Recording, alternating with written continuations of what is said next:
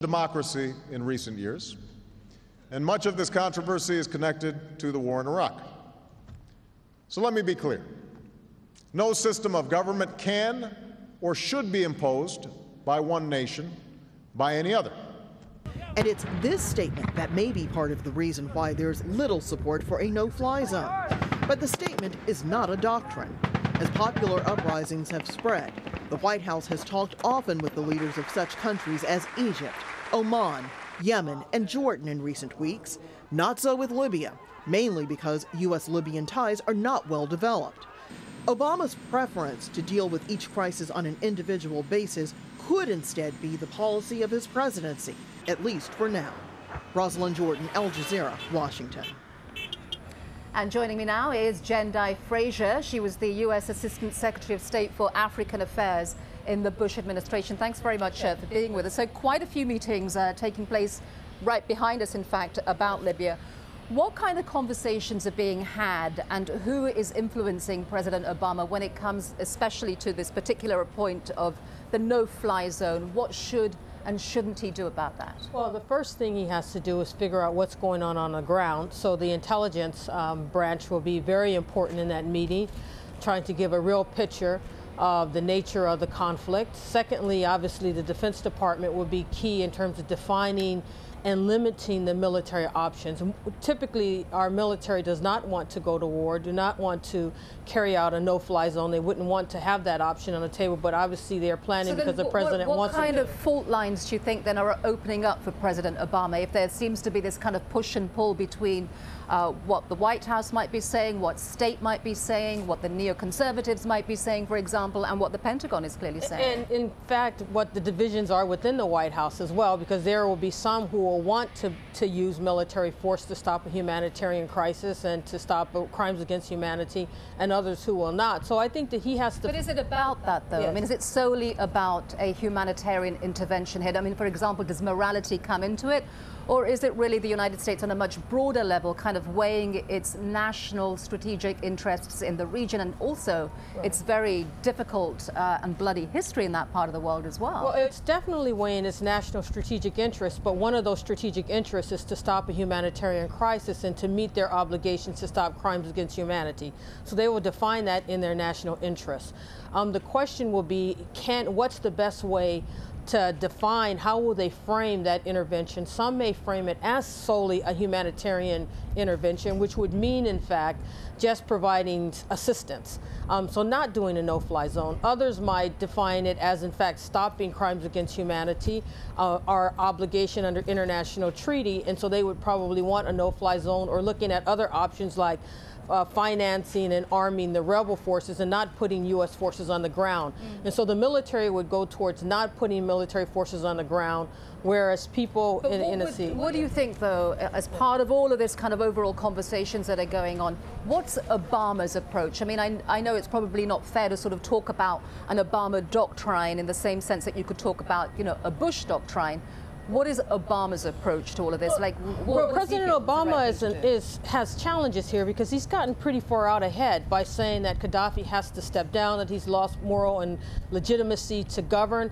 And so he's on the line to actually carry out what he has said. And so I think that President Obama ultimately will be the one who will use force or decide to use force or not use force. He has done so in the past. He did so in Somalia.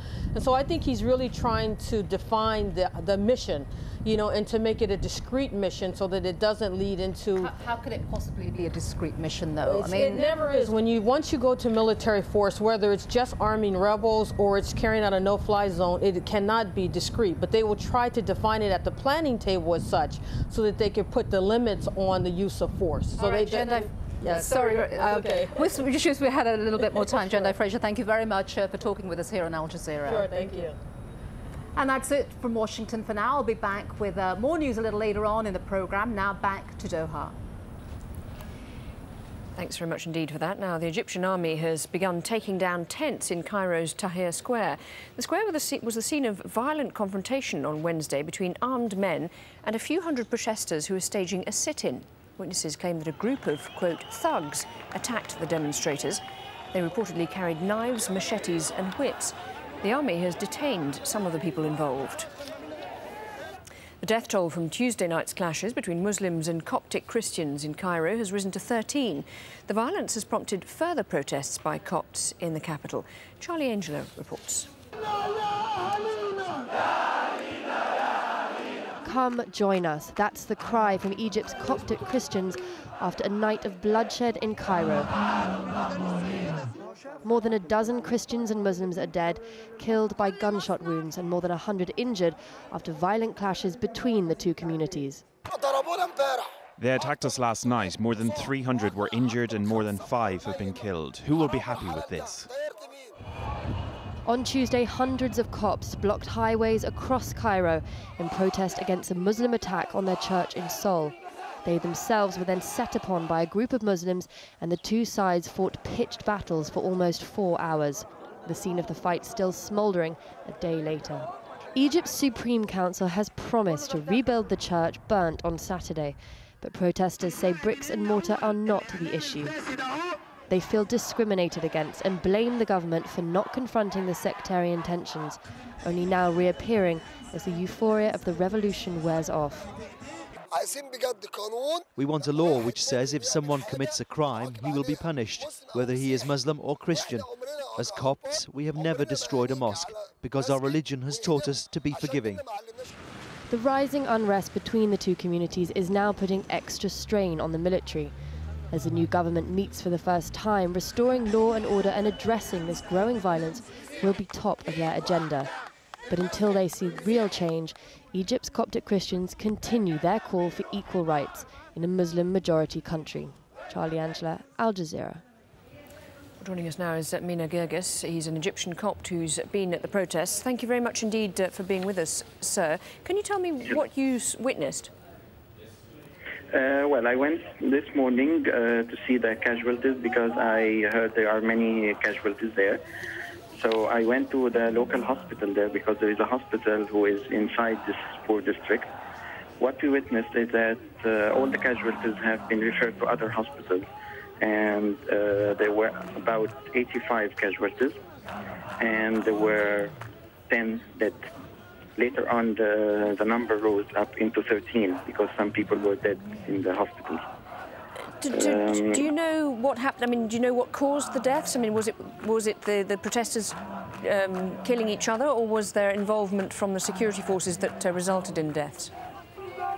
Well, what we have been told from the people living there is that they started a peaceful protest last night for the destruction of the church, and then when they started to obstruct the road, they were started to being attacked by thugs from the neighborhood, and they know that these thugs have been hired by members from the state security and the National Democratic Party before.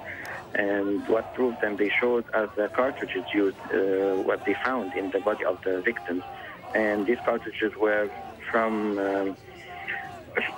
official, from governmental weapons.